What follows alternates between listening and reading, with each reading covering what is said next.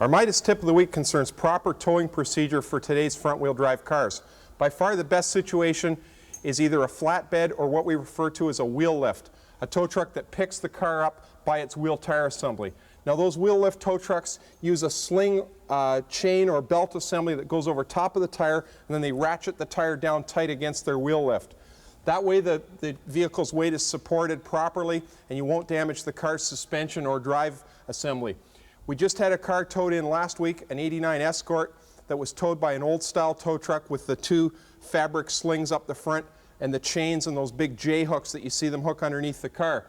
What they did inadvertently was they took the J hook and hooked it underneath the lower control arm, and the pointy nose on the J hook came around the control arm and punched a hole right in the outer CV boot.